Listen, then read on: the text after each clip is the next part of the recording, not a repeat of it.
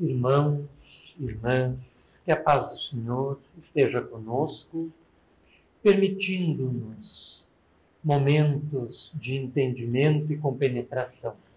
Gostaríamos de iniciar a nossa exposição recitando uma questão do Livro dos Espíritos, bastante pertinente nos dias que correm, por serem dias de atribulação, que é a questão número 920, na qual Allan Kardec, o ínclito codificador da doutrina espírita, interroga as inteligências desencarnadas se é possível ao homem gozar de completa felicidade na Terra. Ao que os imortais respondem que não.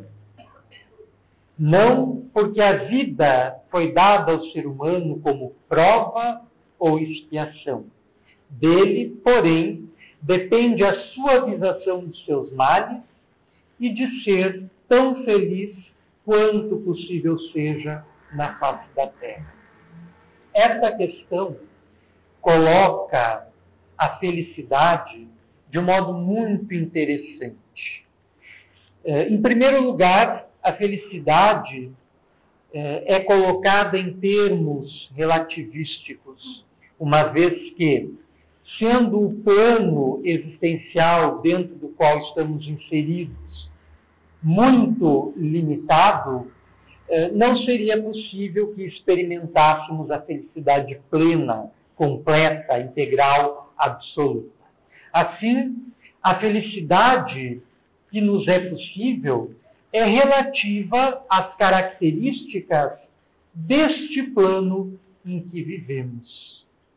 E todos nós, que somos espíritas há mais tempo, sabemos que Allan Kardec, estudando as inúmeras comunicações trazidas pelos espíritos, classifica os diferentes planos existenciais numa escala evolutiva, que vão desde aqueles mais simples até os mais complexos e desenvolvidos.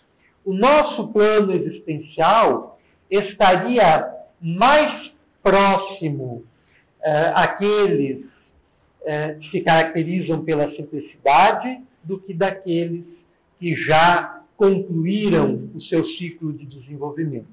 É assim que Allan Kardec classifica a Terra como sendo um plano de provas e expiações, onde predominam o mal, as torpezas, o império das paixões, as dificuldades, os sofrimentos, os dramas variados, as lágrimas, etc. E é justamente por isso que os espíritos, na questão 920, nos explicam que a felicidade nos é possível sim, mas dentro das possibilidades do plano em que estamos inseridos, dependendo exclusivamente de nós, a suavização dos nossos males, a resolução dos nossos problemas, das nossas dificuldades, e o sermos tão felizes consoante os nossos esforços e desejos.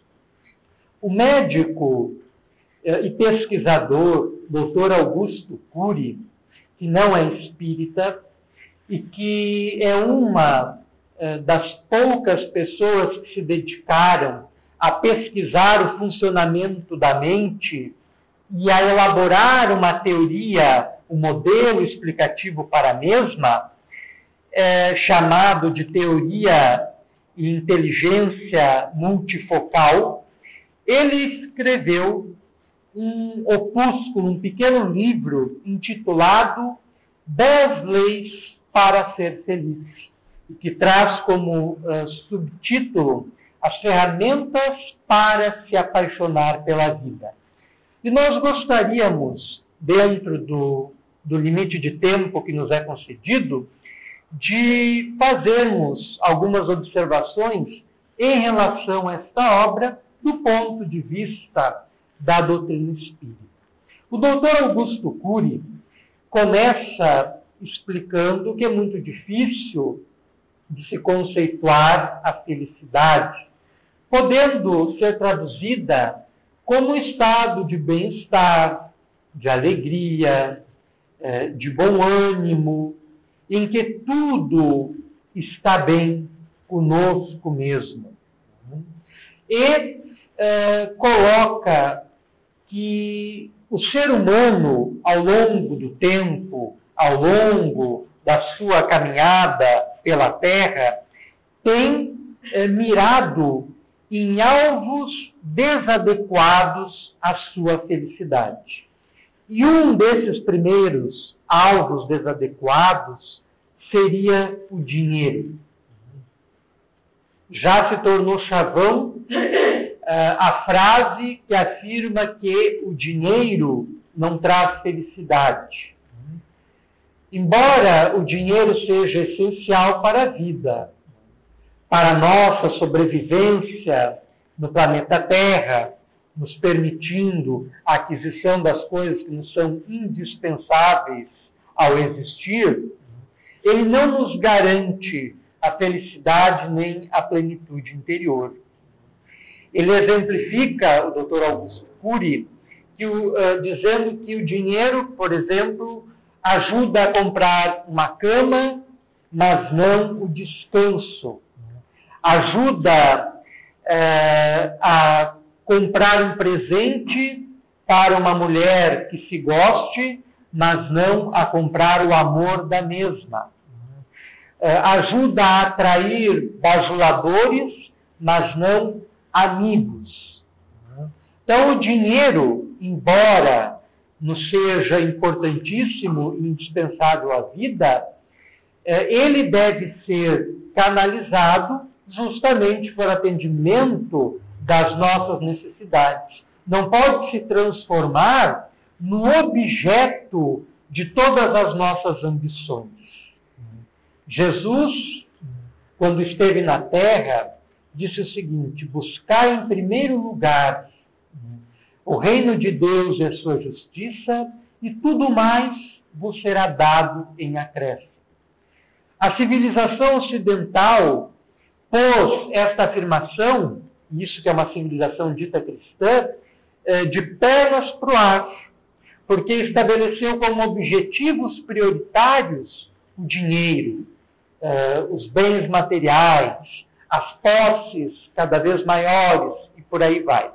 E é um alvo desadequado para a nossa felicidade, porque, repetimos, se o dinheiro ele é indispensável às nossas existências, ele não é indispensável à nossa felicidade.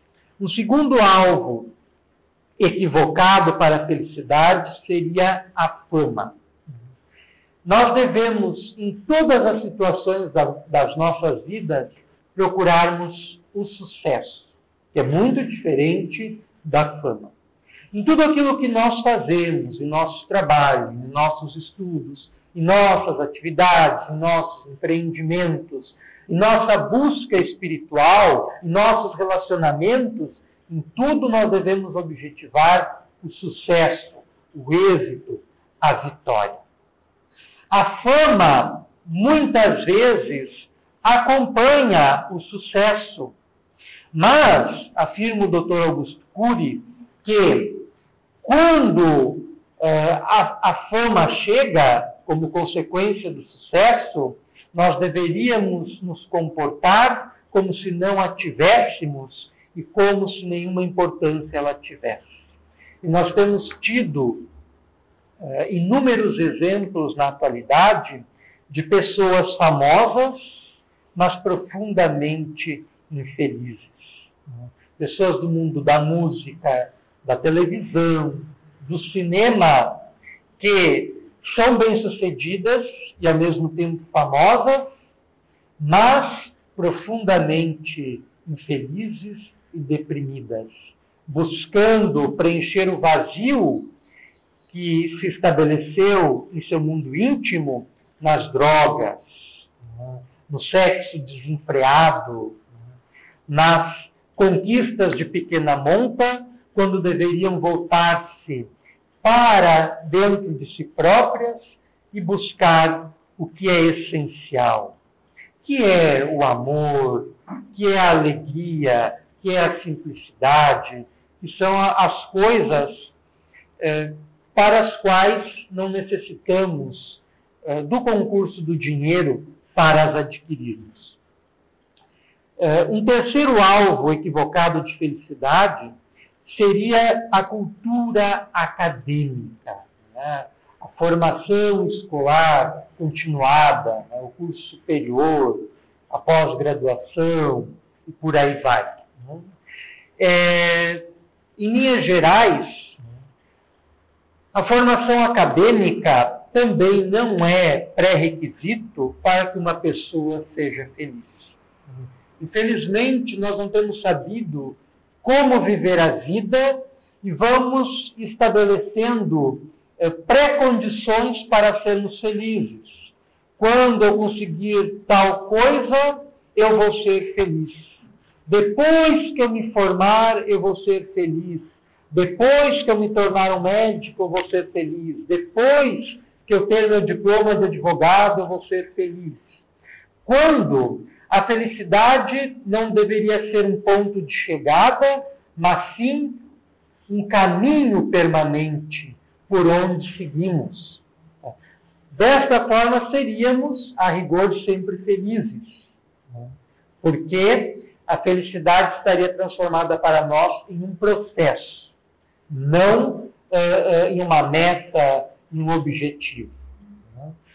Existem, da mesma forma, inúmeros casos de pessoas graduadas e pós-graduadas que encontram-se tristes, desanimadas, infelizes, deprimidas, e que muitas vezes acabam, como uma forma de solução para a infelicidade em que se encontram, para o marasmo que se tornou as suas vidas, buscando suicídio. Alberto Santos Dumont, famoso inventor brasileiro, que se celebrizou por ter criado o avião, mergulhou numa profunda depressão após ver os aviões serem utilizados na carnificina da Primeira Guerra Mundial e acabou suicidando-se. Michel Foucault, famoso filósofo, teórico francês, que é até hoje utilizado em todos os cursos, estudado em todos os cursos das áreas humanísticas, da sociologia, da filosofia, da história, etc., escrevendo obras que já se tornaram clássicas, como a Microfísica do Poder, Breve História da Sexualidade, entre outras. Da mesma forma, era profundamente deprimido e infeliz. Então, a formação acadêmica, repetimos, não é pré-condição para sermos felizes. A felicidade é uma experiência íntima que devemos aprender a usufruí-la, a vivenciá-la. Não é algo que conseguimos pegar fora de nós e colocar dentro de nós. É o oposto, é algo que temos que pegar dentro de nós e lançar para fora de nós. A semelhança do perfume exalado pelas flores, assim deve ser compreendida a felicidade humana. É algo que emerge de dentro para fora e contagia. É claro que podemos rir, podemos gargalhar ante um xiste, uma comédia que assistimos, uma peça teatral cômica, uma piada que ouvimos, mas aquele momento é transitório, é passageiro, na maioria das vezes rápido. A felicidade é um estado interior caracterizado, marcado pela permanência, pela consistência, não pela transitoriedade. Um outro alvo equivocado para a felicidade seria o poder, que desde a origem do ser humano sobre a face da Terra sempre foi querido, foi desejado. O homem sempre lutou pelo poder. Este ano é um ano eleitoral e nós vamos presenciar isso como periodicamente acontece, se utilizando de todos os artifícios possíveis para alcançar a primeira plana da política, os primeiros lugares do poder. Sendo que o poder, ele também não responde por uma vida feliz. Inúmeros políticos, inúmeros chefes de estados, inúmeros empresários que lidam com o poder no seu dia a dia, na intimidade do seu ser, são infelizes, são tristes, não estão satisfeitos, não estão realizados. Muitos dominam a empresa, dominam a cidade, o estado, o país, mas não conseguem dominar a si mesmo. Hitler talvez seja o caso mais expressivo disso. Desejou dominar o mundo porque jamais conseguiu dominar-se a si mesmo, sendo infeliz e, por não ter conseguido como ele desejava, de levar à ruína o planeta inteiro como ele desejava, caso não tivesse obtido êxito, como aconteceu em seus empreendimentos bélicos e militares, acabou infelicitando e, da mesma forma, se suicidando. Então, o poder não é sinônimo de felicidade, não traz felicidade. Um outro alvo equivocado ao qual nos lançamos para buscar a felicidade é o trabalho. O trabalho, ele é fundamental para as nossas vidas. Tanto que, por entender isso, Allan Kardec, examinando as comunicações que recebera dos Espíritos, na terceira parte do Livro dos Espíritos, que ele dedica às leis morais, que ele intitula as leis morais, ele reserva um capítulo inteiro dessa terceira parte, que é o capítulo 3º, que está consagrado às questões ligadas à lei do trabalho. Então, o trabalho é erguido pela doutrina espírita à condição de lei fundamental da existência. Mas o trabalho é para a vida, e não a vida para o trabalho. Há pessoas que são workaholic, são viciadas em trabalho. Acordam, tomam café da manhã, passam a sua manhã inteira, almoçam, passam a tarde inteira, voltam para casa, muitas vezes nem têm tempo de se dedicar aos seus e vão dormir trabalhando. São completamente atormentadas pelo seu trabalho. Parece que buscam no trabalho uma forma de satisfazer uma carência interior, talvez uma carência afetiva, uma carência emocional, uma carência nos seus relacionamentos, que buscam preenchê-la através do trabalho exaustivo e desadequado à nossa saúde. Então, o trabalho, embora sendo fundamental para as nossas existências, ele deve ser regrado e dosado.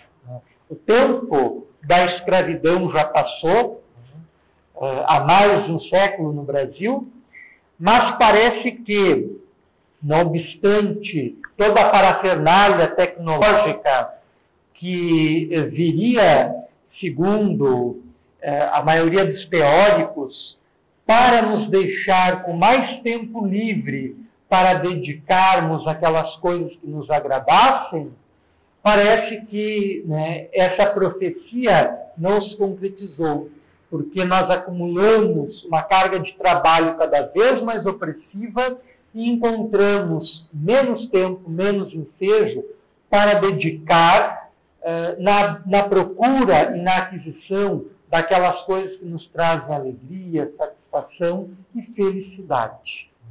Haja visto a nossa busca espiritual, a nossa preocupação com as coisas exteriores, com as questões da sobrevivência, nos absorvem praticamente todas as horas do dia, restando pequenos momentos, ilhas no nosso dia para dedicarmos à nossa espiritualização.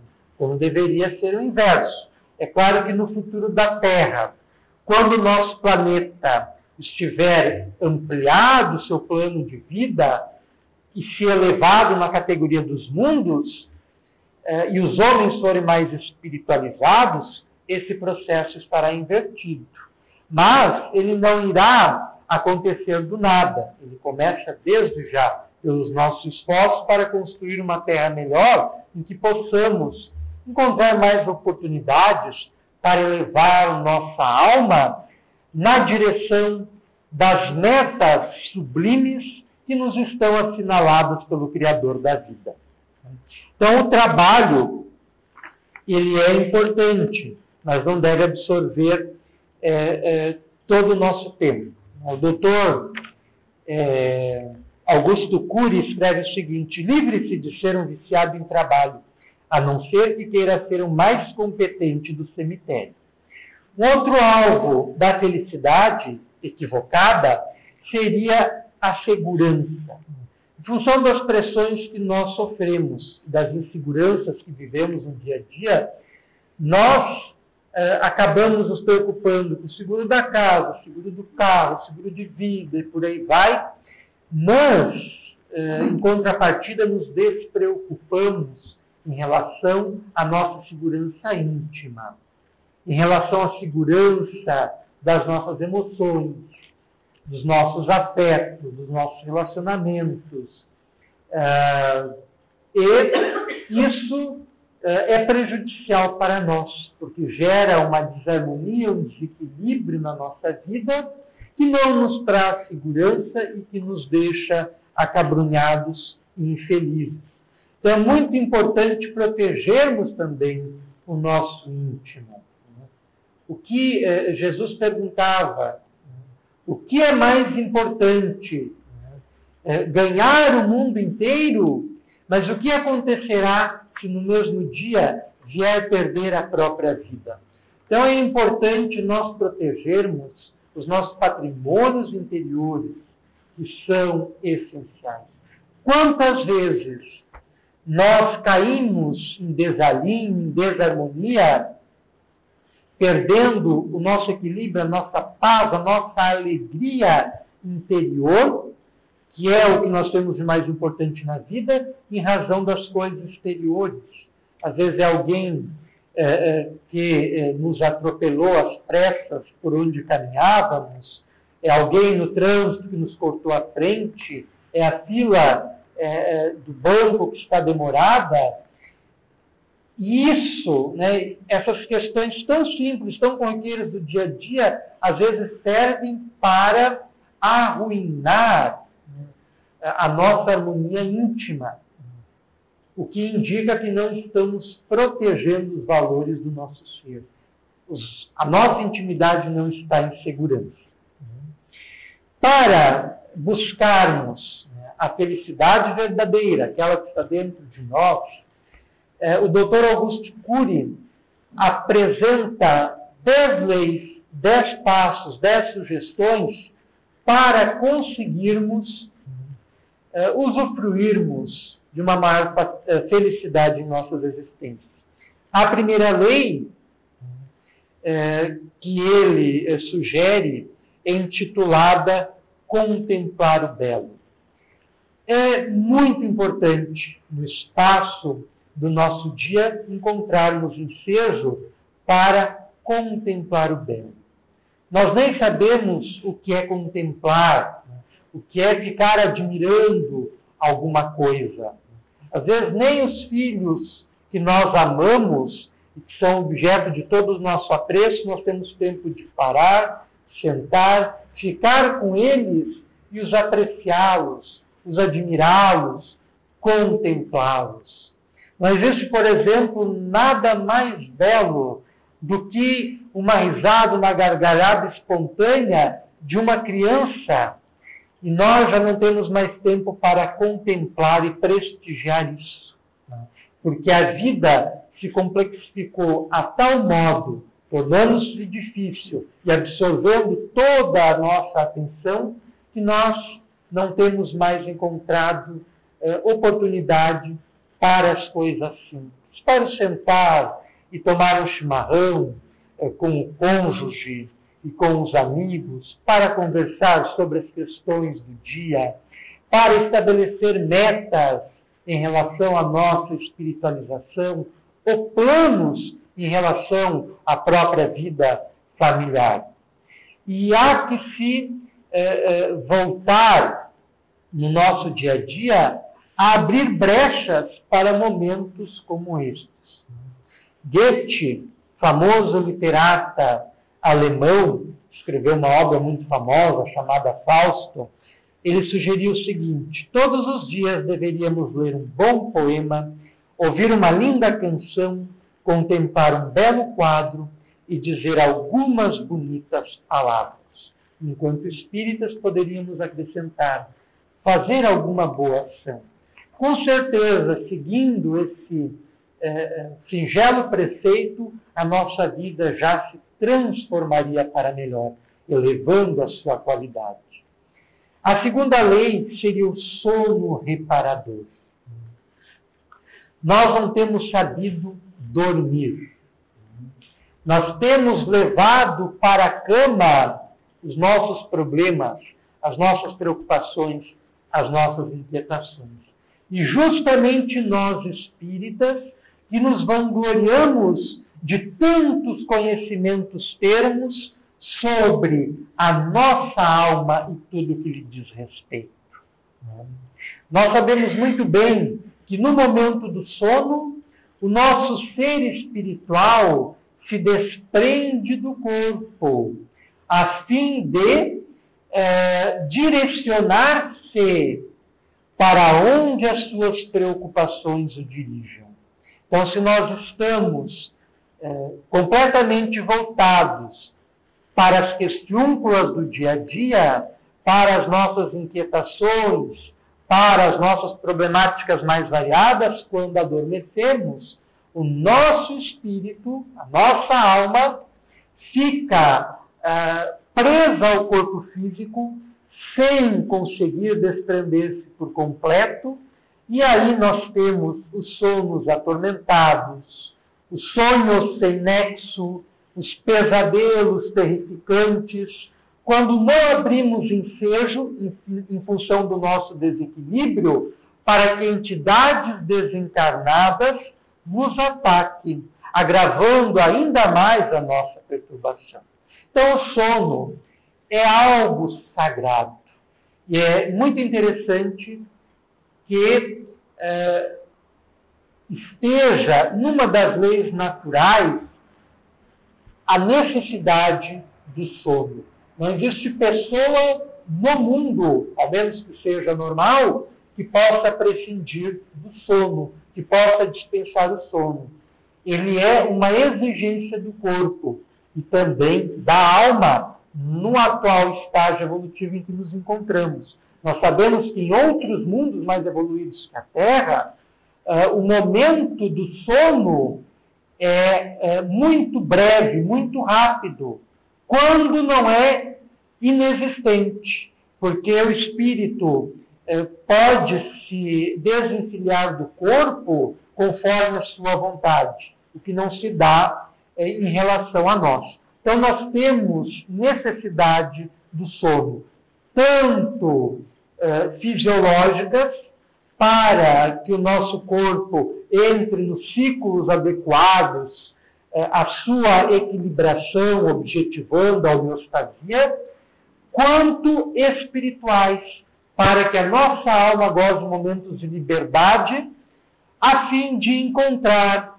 entes queridos que já desencarnaram, os nossos amigos e protetores espirituais, os nossos mentores espirituais, a fim de os acompanharmos em excursões pelos diferentes planos da espiritualidade, a fim de irmos ouvir palestras no mundo espiritual, que embora aqui não guardemos a lembrança das mesmas conscientemente, atuarão sobre nós de forma latente, na condição de intuições, para ouvirmos conselhos dos espíritos que querem o nosso bem. Então, os momentos de sono são para isso.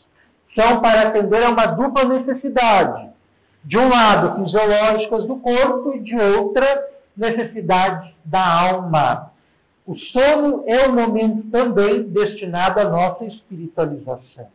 Então, é imprescindível que, no momento em que vamos deitar, vamos dormir, deixemos os problemas, as preocupações, o objeto da nossa inquietação, afastados do nosso leito, da nossa cama, façamos a nossa oração, façamos uma prece evocativa ao nosso espírito protetor, a fim de que ele esteja presente ao nosso lado no momento em que nossa alma for se desprender do corpo, dando-lhe a devida segurança e proteção e permitindo momentos de espiritualização que funcionarão para nós de forma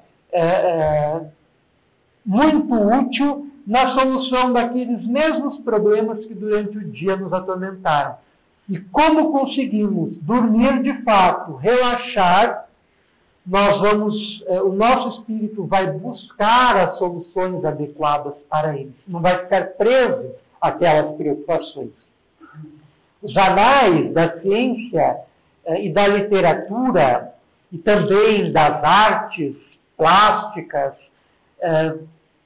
estão com exemplos à mancheias de cientistas, de escritores, de pintores que justamente no momento do sono obtiveram inspiração dos seus mentores para efetuar a sua obra.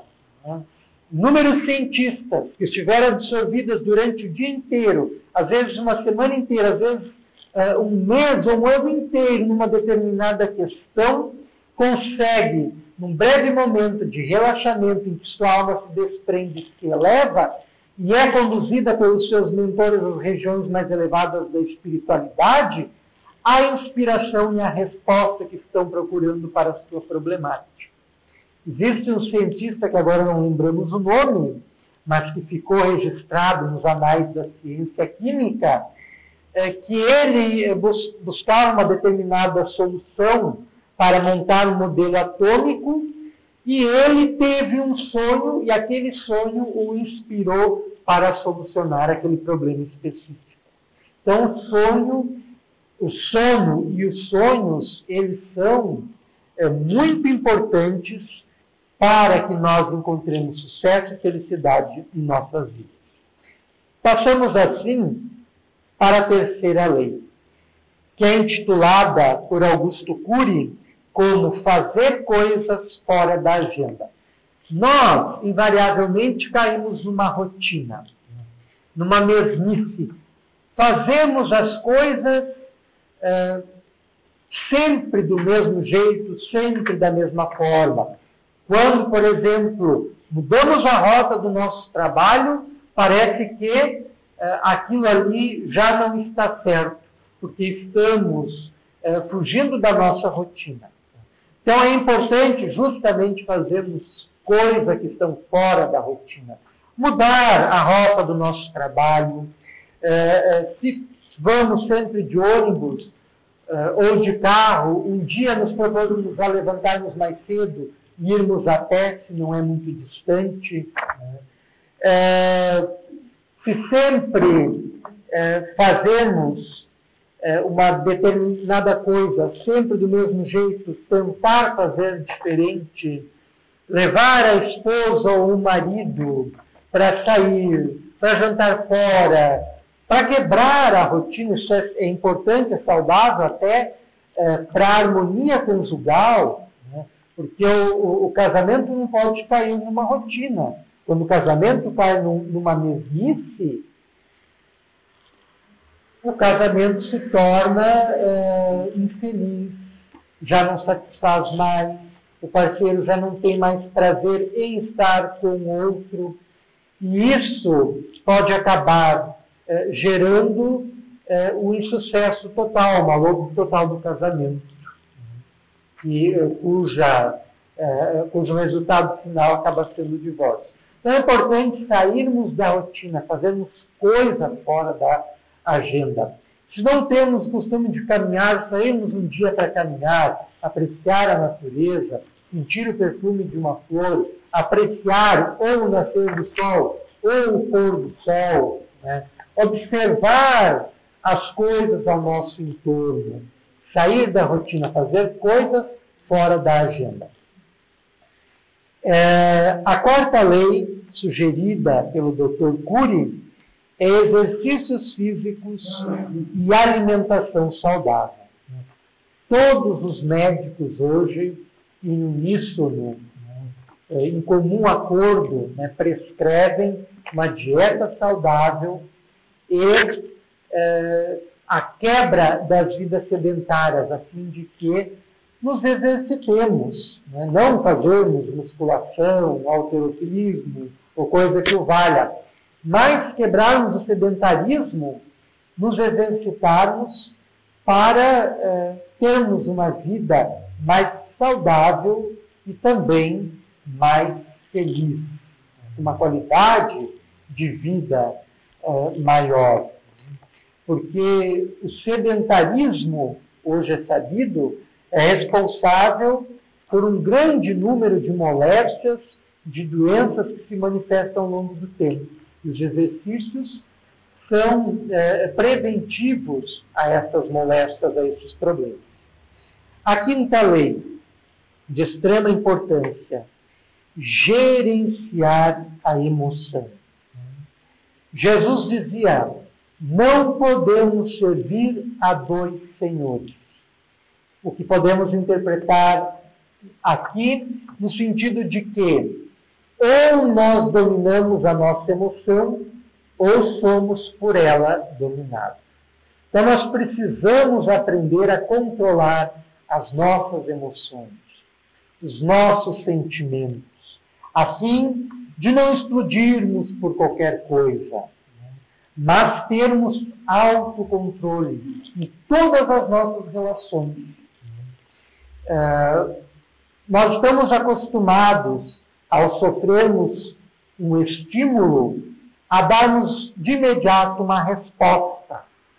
Quando nós sofremos uma agressão, nós muitas vezes devolvemos essa agressão na mesma medida. Divaldo Pereira Franco, inspirado pelos seus mentores, sobretudo por Joana de Ângeles, sempre recomenda que, ao recebermos um estímulo negativo, como uma agressão, não devemos devolver essa agressão. Porque estaremos dando início a uma reação em cadeia e a um círculo vicioso ao qual nos prenderemos. Precisamos romper aquela agressão que chega num determinado momento, agindo de uma forma que seja superior à mesma. Se nós recebemos uma agressão, portanto, devemos aprender a devolver não uma agressão, mas alguma outra coisa para aquela pessoa que faça com que ela se envergonhe de ter nos agredido e que fique bem claro a superioridade da nossa postura. Jason de Camargo, muitas vezes presidente da Federação Espírita Gaúcha, escreveu um livro muito interessante que se adequou a desenvolver essa lei do gerenciamento das emoções, que intitula-se Educação dos Sentimentos. Então é importante que nós aprendamos a educar a nossa alma e a respondermos às agressões que nos chegam com a superioridade que nós já adquirimos. Porque se nós respondermos com outra agressão, nós estamos evidenciando que não valemos mais do que o nosso agressor e que estamos na mesma posição evolutiva que ele, estamos no mesmo grau consciencial que ele. Então é importante aprendermos a gerenciar as nossas emoções. canalizando a nossa raiva, a nossa ira para o trabalho, para um exercício físico, para uma atividade na terra, para algo que desvie a nossa atenção daquela raiva e ajude a canalizar aquela energia para uma determinada situação que não nos traga consequências negativas. Isso é fundamental para nós. Jamais devemos reprimir as nossas raivas, a nossa raiva, a nossa ira, a nossa revolta, porque daí estaremos sendo hipócritas. Não é fechar os olhos para algo que está dentro de nós. É canalizar, é ter consciência desta raiva, desta revolta, desta ira, mas não canalizá-la para o próximo. Não canalizá-la, muitas vezes, para aquele que está mais próximo de nós, que não tem nada a ver com a situação, nosso esposo, nosso filho, nossa filha, mas sim canalizá-la para uma atividade na qual ela possa ser exteriorizada sem prejuízo para ninguém, nem para nós mesmos. Então, aprender a gerenciar as emoções e os sentimentos é fundamental para nós. A sexta lei é aprender a gerenciar os pensamentos. Né? Nós pensamos compulsivamente. Produzimos centenas de milhares de pensamentos num único dia. E precisamos aprender a gerenciar esses pensamentos. Augusto Cury divide os pensamentos em 3 tipos. Primeiro, os pensamentos negativos. E nós, muitas vezes, no nosso dia a dia, produzimos muitas negatividades pelos processos mentais, ignorando que a nossa mente é que cria a realidade da qual nós vivemos. Então, quando nós pensamos coisas ruins, negativas, mesmo inconscientemente, nós estamos atraindo aquilo para nós. Né? Se tornou muito comum o livro e o documentário homônimo, O Segredo, né? O Segredo, né? E que já gerou dezenas de outras obras debatendo o segredo. Mas que, em linhas gerais, é isto. Né? Aquilo que nós pensamos para nós, atraímos na razão direta da natureza, da qualidade dos pensamentos que produzimos. Então, devemos sempre tentar substituir o pensamento negativo, quando nos conscientizamos dele, por um pensamento positivo. Não lutar com os nossos pensamentos, porque perderemos essa luta, porque nosso pensamento está produzindo pensamentos incessantemente. É, segundo André Luiz, o que nos distingue dos animais. A capacidade do pensamento contínuo. Nós pensamos sem parar. Então, não nos entregarmos a uma luta inglória contra os nossos pensamentos, se eles forem negativos, mas sim substituí-lo quando este for negativo. Outro tipo de pensamento é o pensamento acelerado. Há pessoas que produzem muito mais pensamentos do que a quantidade de pensamentos que uma pessoa no estado normal produz. Isso gera estresse para a mente e se reflete na aparelhagem cerebral e neurológica, estressando o cérebro também, o que gera desgaste, o que gera cansaço, o que gera angústia, o que gera desarmonia e, portanto, infelicidade. Um outro tipo de pensamento que nos é muito comum é o pensamento antecipado. E nós sofremos por antecipação de pensamentos que talvez nunca se materializem em nossas vidas.